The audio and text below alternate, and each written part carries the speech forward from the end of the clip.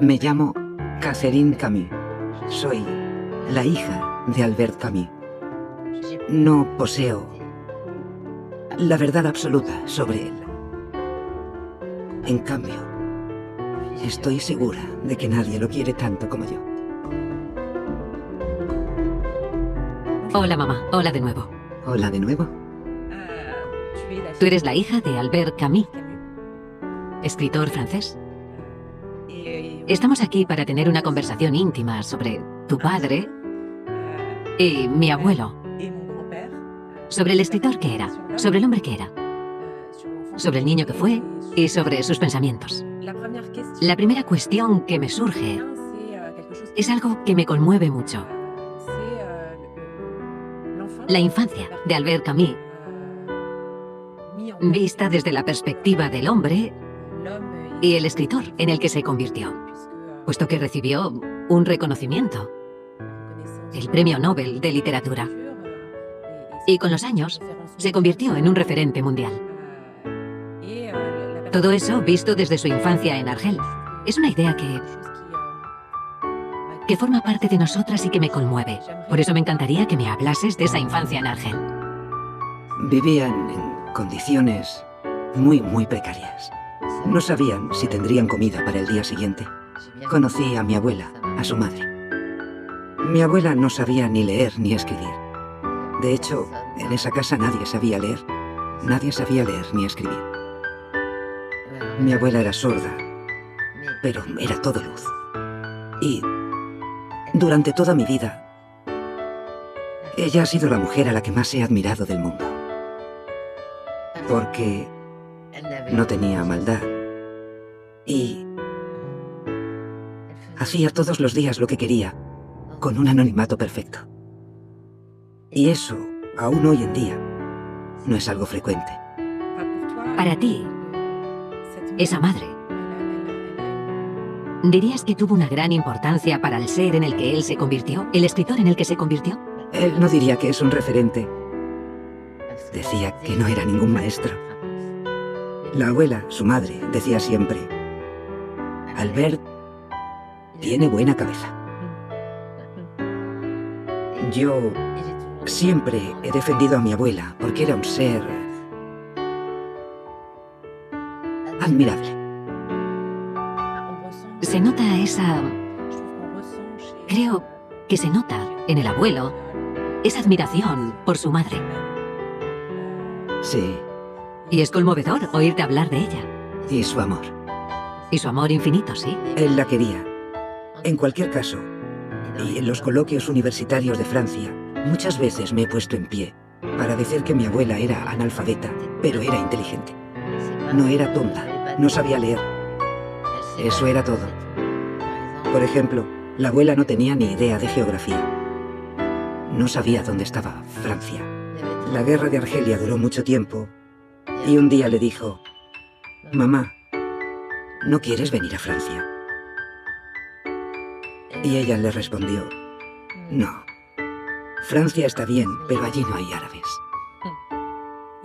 ¿Cómo explicas entonces que al final él fuera escritor y que se abriera al mundo de tal forma? Iba a la biblioteca y leía allí. Leía a Alejandro Dumas. Y luego, en la escuela, se encontró con un maestro formidable. Su maestro, el señor Germain. Sí. Es algo... Me conmueve hablar de ello. Sí, pero es importante. No habíamos hablado nunca de ello. No. El señor Germain me conmueve, porque sabemos el papel que desempeñó. Me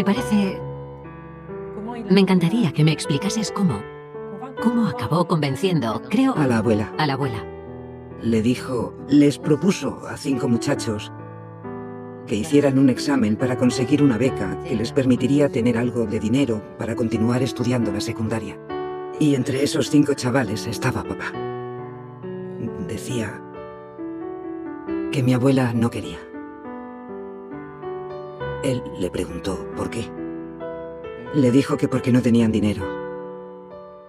Tenía que ponerse a trabajar a los 11 años. Él le dijo: tranquilo, Mosquito, voy a hablar con tu abuela.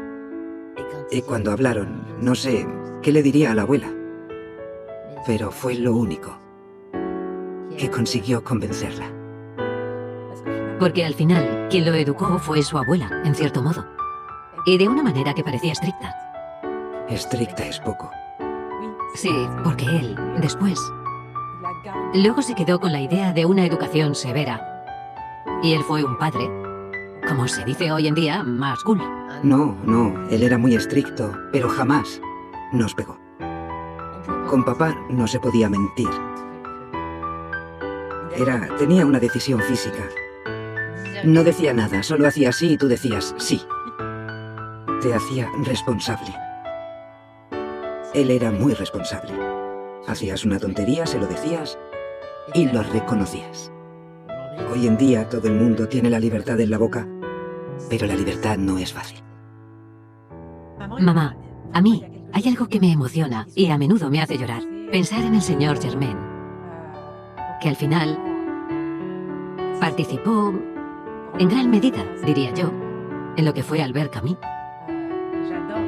Y adoro la carta que le envió a su maestro justo después de recibir el premio Nobel. Me encantaría. Sé que tú también la adoras. Me encantaría que me la leyeras. ¿Te parecería bien? Sí, de acuerdo. Gracias, mamá. Lo que tú quieras. Gracias, mamá. Espera. ¿Quieres cambiarte de gafas? Esa carta me conmueve mucho. Y me enteré, además, de que cuando falleció Samuel Paty, la leyeron. Para mí, perder a Samuel Paty fue inconsolable.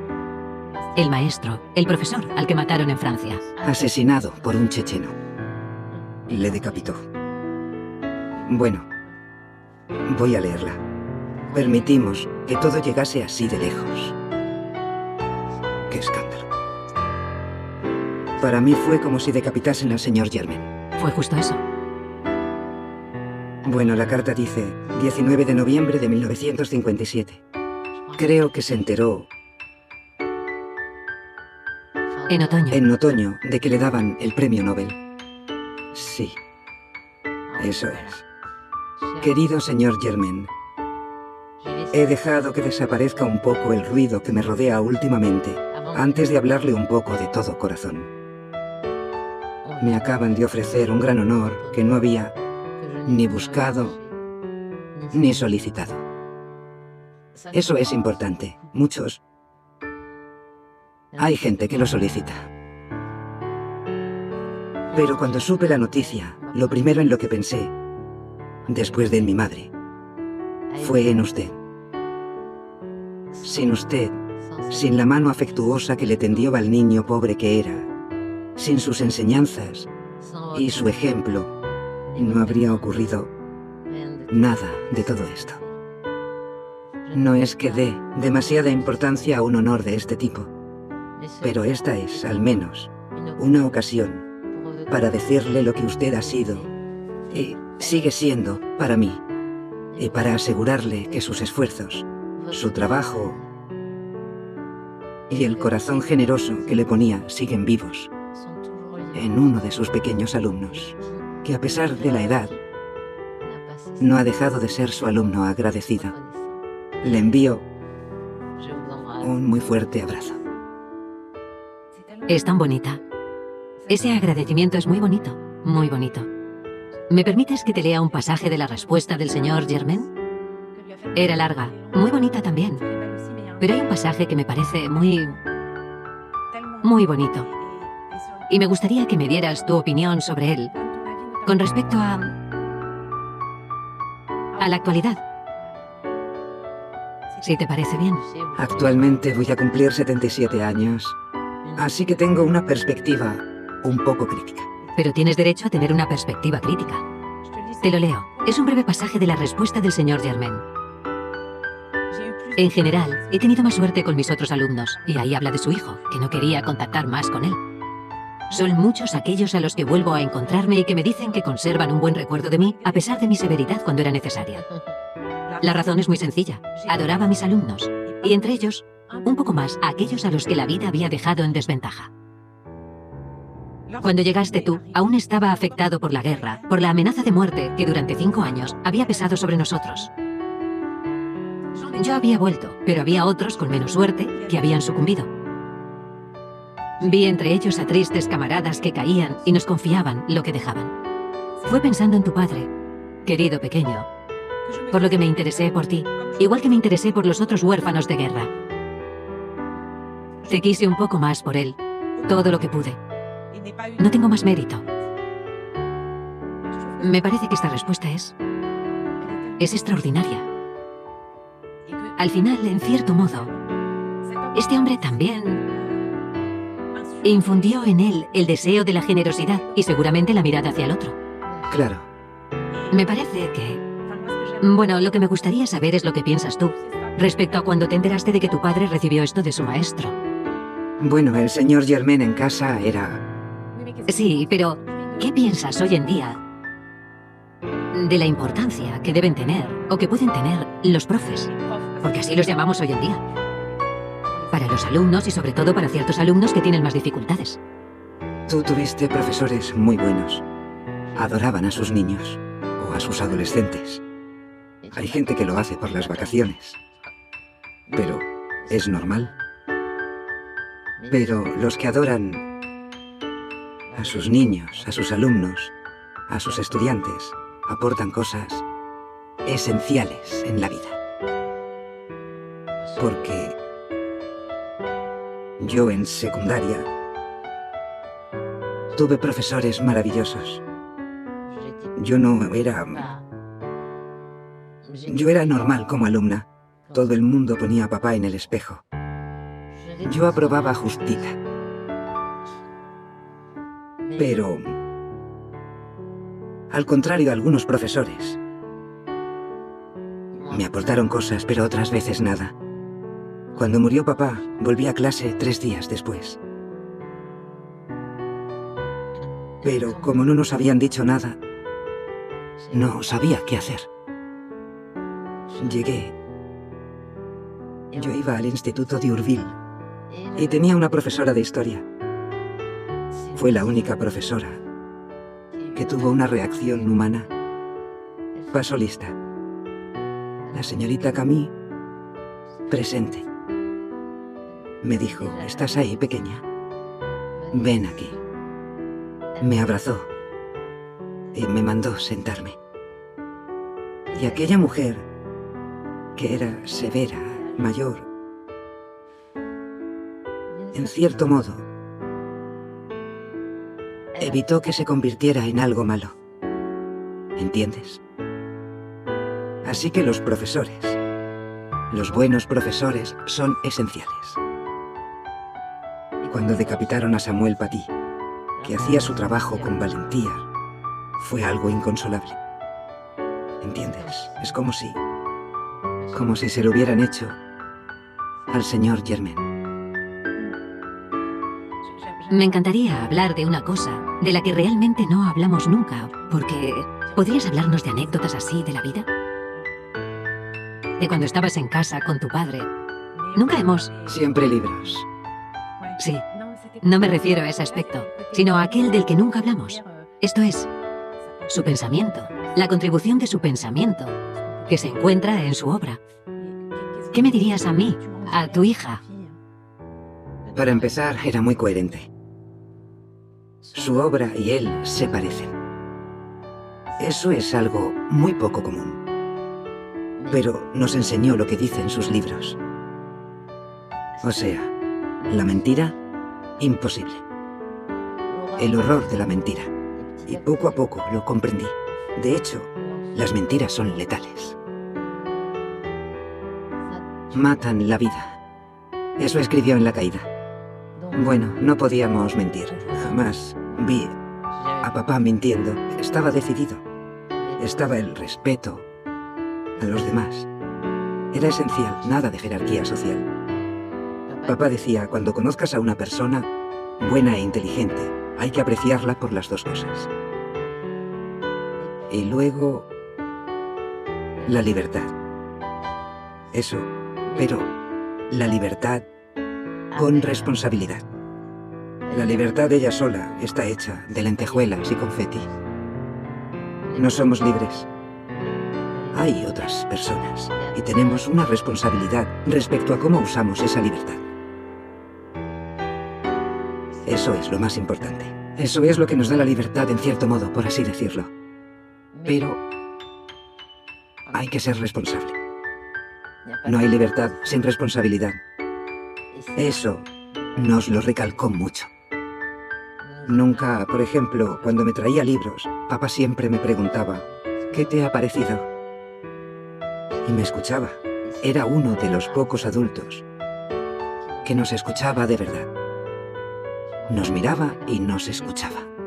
Pero jamás me dio la sensación de que pensara que fuera a decir tonterías. Jamás pareció que fuera a decirme que era una chorrada. Me preguntaba qué pensaba del libro. Al mismo tiempo, era muy severo. Era muy severo y flexible. Cuando hablas de severidad, la impresión que tengo yo de mi abuelo es de un rigor extremo, un rigor que pedía de ti en la educación y un rigor que tenía él respecto a sus principios. Yo recuerdo que era algo que era obligado con él, algo que exigía a sus hijos. Quizás sea algo que tú también nos has transmitido. Este rigor, sabiendo que no podía decir que él era severo. No me atrevería a decirlo, y ese rigor me lleva a pensar en algo que yo capté muy mal. Porque yo te llamaba la mujer rebelde. Lo que capté mal fue la noción de la rebelión en su obra. Así que, en él, ¿podrías explicármelo de una manera sencilla para que lo comprenda al fin? Yo leí El hombre rebelde muy tarde, porque la abstracción hacía que la mente se me fuese. Pero creo que él distingue la revolución y la rebelión. Un día escuché en France 5 a Karim Rissouli decir que Albert Camus había dicho: me rebelo, luego existo. Era totalmente lo contrario. Él escribió: me rebelo, luego existimos. Es algo que, digamos, quiere decir que los jóvenes son hombres rebeldes, como papá los quería. El hombre rebelde es un hombre que dice que no y al mismo tiempo dice que sí. Dice que no a una injusticia, pero dice que sí a un futuro mejor. Por eso dice rebelde. Y acabó llegando el pensamiento de mediodía. El pensamiento de mediodía es, digamos, físicamente, el movimiento lo crean dos fuerzas opuestas. ¿De acuerdo? ¿Me sigues? Genial. Así que el pensamiento de mediodía es la vida, es decir, en ti existen contradicciones. La vida te plantea contradicciones. Los demás te plantean contradicciones. Pero para que haya movimiento, no hay que negar ni una ni otra contradicción. Hay que encontrar algo que no deje contradicciones en ninguna parte. Cuando iba a secundaria decía, por ejemplo, tú tienes contradicciones. Te encanta el helado, pero no quieres engordar. ¿De acuerdo? Tú eres igual. ¿Lo entiendo bien? ¿Me sigues? Bueno, así que... Bueno, el pensamiento de mediodía consiste en que de vez en cuando te tomes un heladito y en otros momentos renuncias a él. Y eso funciona, mantienes la línea. Es tener mesura. Es la mesura. El equilibrio. La mesura. Él lo escribió en El hombre rebelde. No es por la tensión. No sé cómo decirte, pero son las tensiones poderosas las que requieren mesura. Sartre y los demás decían que era una ciénaga. La mesura es no decir ni sí ni no. Es el medio justo, no es eso. Es una tensión permanente de dos contradicciones. Estás con tus hijos. Quieres que sepan lo que es la vida. Pero a la vez, ¿qué quieres tú? Que estén todo el tiempo contentos No es posible. ¿Entiendes? Así que vas a hacer una especie...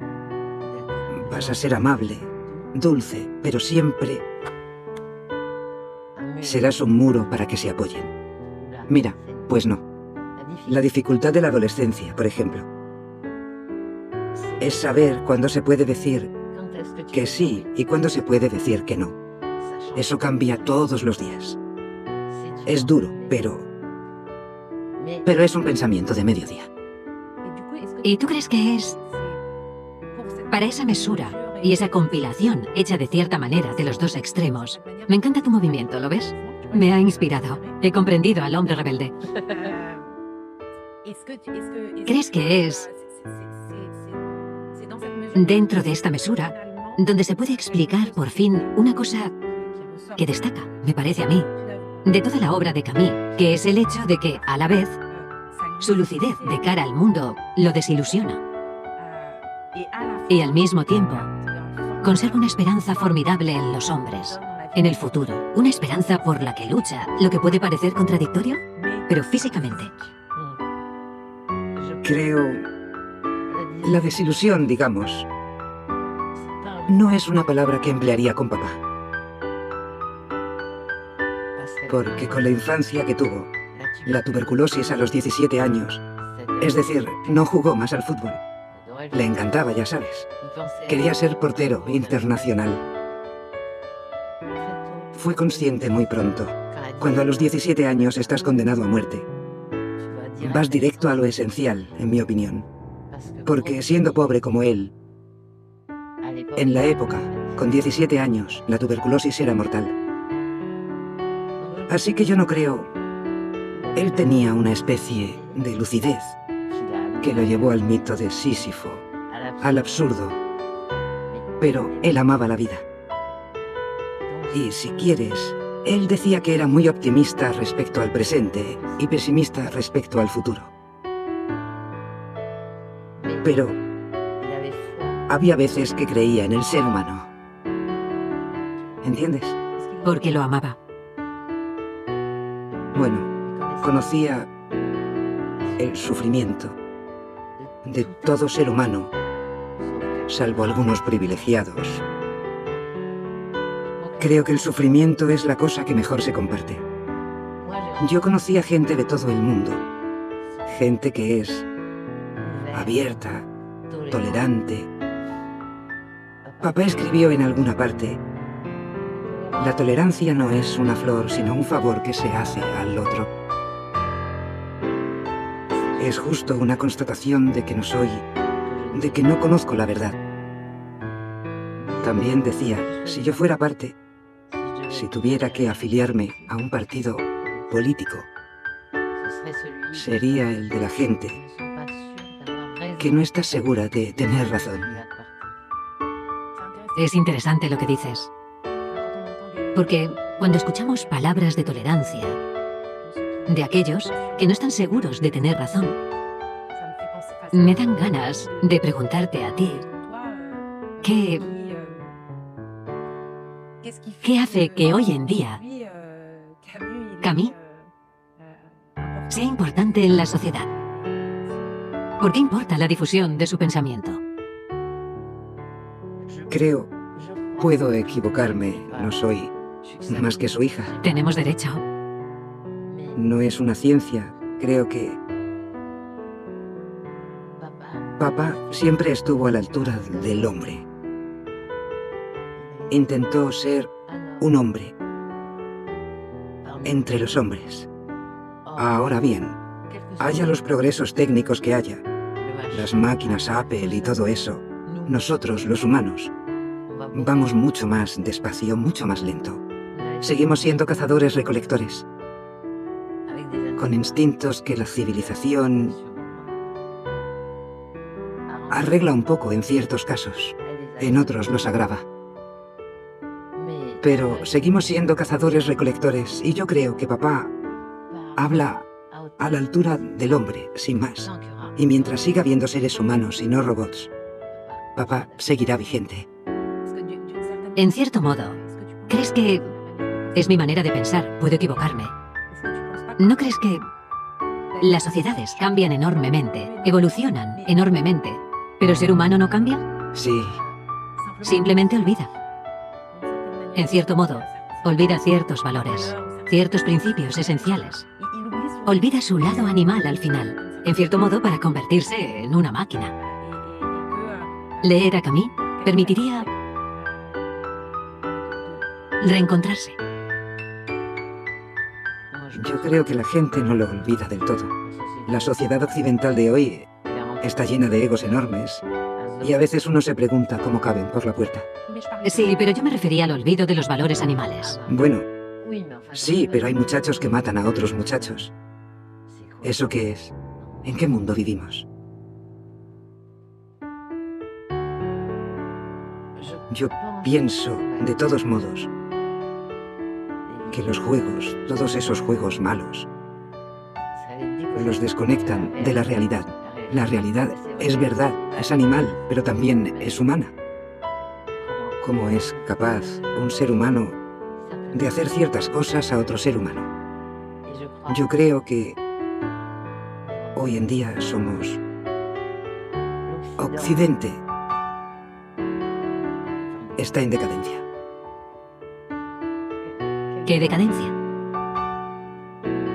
Pues vivimos una vida virtual.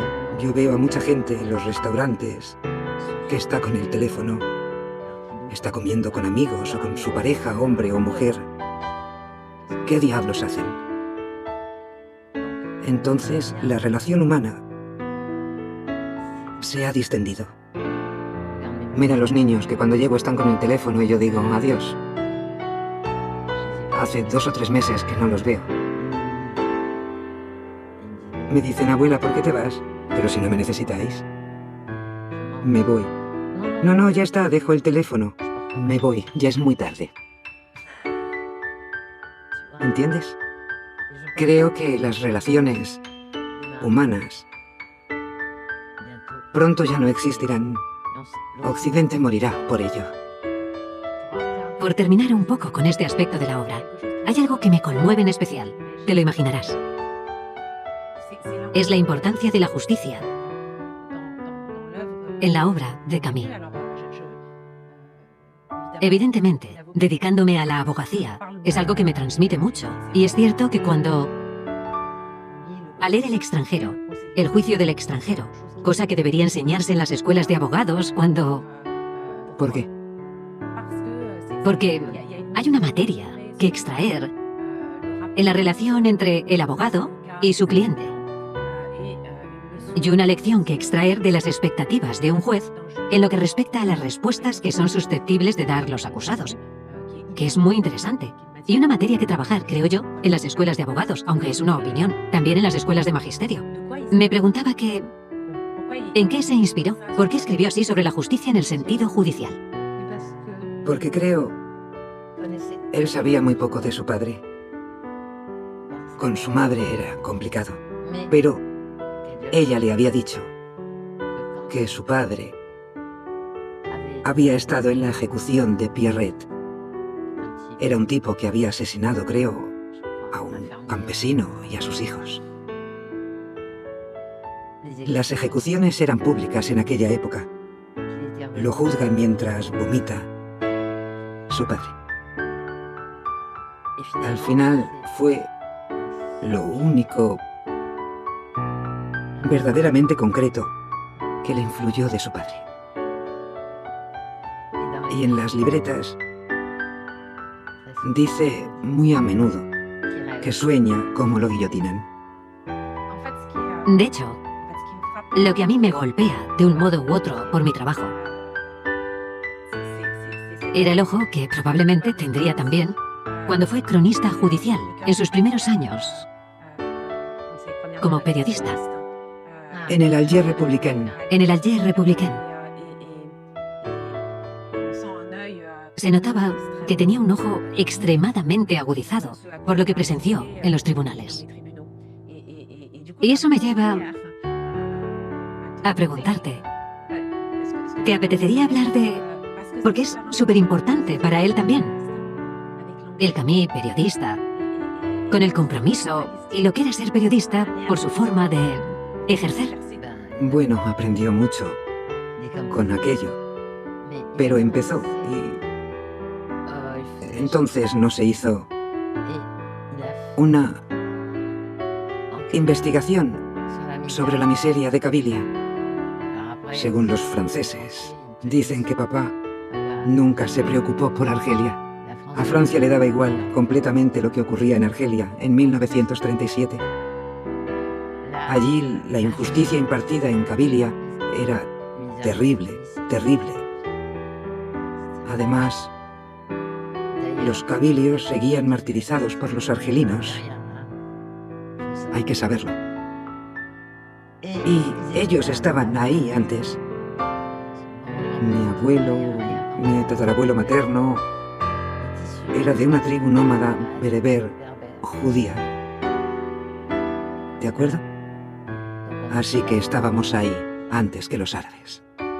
Cuando vienen a protestar por mi supuesto colonialismo, yo digo, oh, oye, yo estaba con mi familia, que estaba ahí antes que vosotros. Vosotros os acercasteis. Y paran.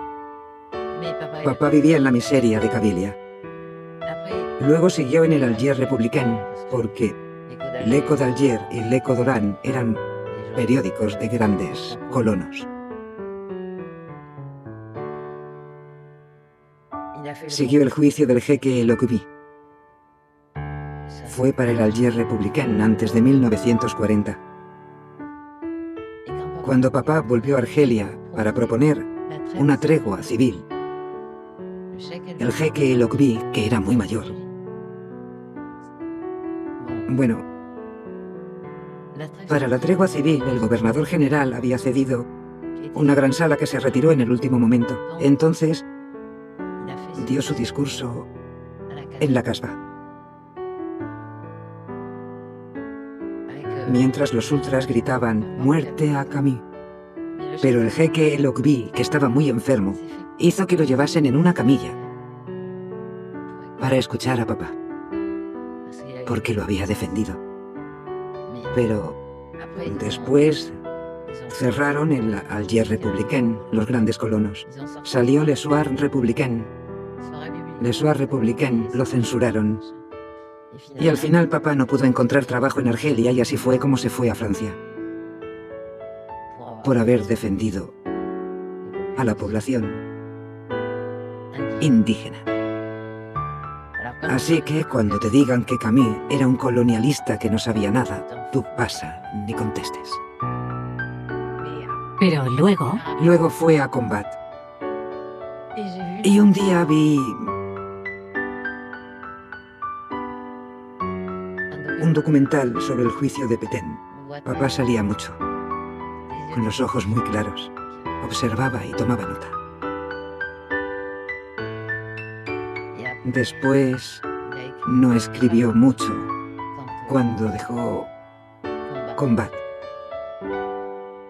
Porque el dinero depende del poder, siempre es lo mismo. Se negó a trabajar. Era una especie de cooperativa, Combat. Se negó a trabajar y en cuanto... Si dices capital, dices esclavitud.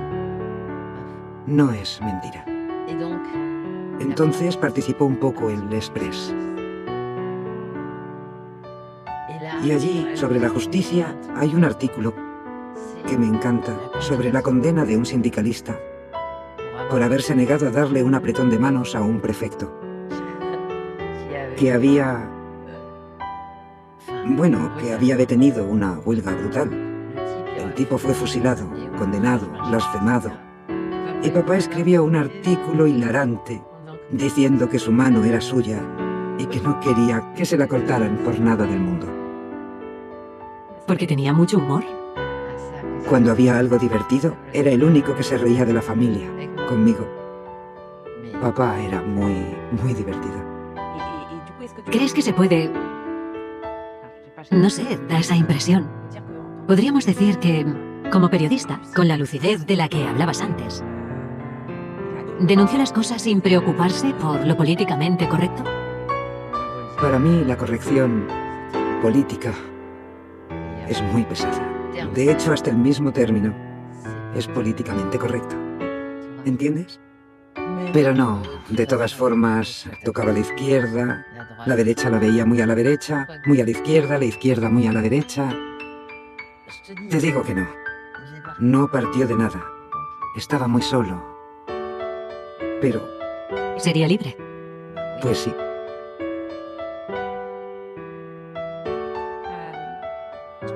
Voy a hablar de otro tema, aunque es algo relacionado, pero... Mi obra favorita de Camus es La caída. Fue El extranjero mucho tiempo, pero seguramente porque fue la primera que leí. Tenías 13 años. Era joven, pero ahora es La caída. ¿Recuerdas tu comentario? No. Me encantó. A los 13 años me dijiste, ¿puedo leer El extranjero? Yo te dije, sí, claro. Y... Nos lo acababas de decir. Así que... leíste El extranjero y te pregunté, como decía papá, ¿qué te había parecido? Y me dijiste, me gusta, no molesta a nadie. No está mal, ¿no? Adoro El extranjero. Pero es verdad que La caída, creo que he descubierto con más madurez que es un libro que me emociona, porque lo que saco de él es un cuestionamiento de lo que la sociedad considera como calidad. Eso me encanta.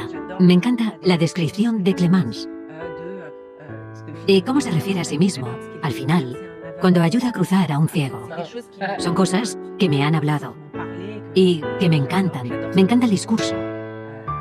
Ese personaje que me parece, al final, más enigmático, en cierto sentido. Quemersó. Quemersó. Y me preguntaba, en tu caso, al final, cosa que jamás te he preguntado, ¿cuál es tu obra preferida?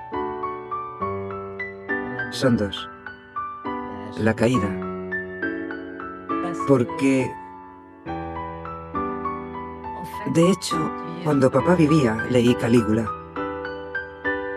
Cuando murió, leí La peste. Pero no estaba... me dio mucha pena. A los 17 lo leí todo, menos, fíjate, El hombre rebelde. Así que... La caída. Cuando leí La caída, sentí pena por papá. Porque pensé que no sabía que eran dobles. ¿Entiendes? Descubre un sentimiento tal. También es una pérdida de la inocencia La caída. Eso me dio pena, a la edad que tenía. Pero a la vez adoro el discurso de Suecia. Porque es muy... es realmente sincero. Y dice lo que es un artista para él. Los artistas son muy importantes, los verdaderos artistas, no los que lo ponen en su carné de identidad. ¿Entiendes? Ahora es una palabra. Uno tiene una tarjeta de visita que dice profesión artista. Pero es el público el que define a un artista. No puedes definirte como artista. No es posible, a mí me choca. El artista está al servicio de aquellos que no pueden hablar como su madre. ¿Entiendes? Su madre era perfectamente inocente.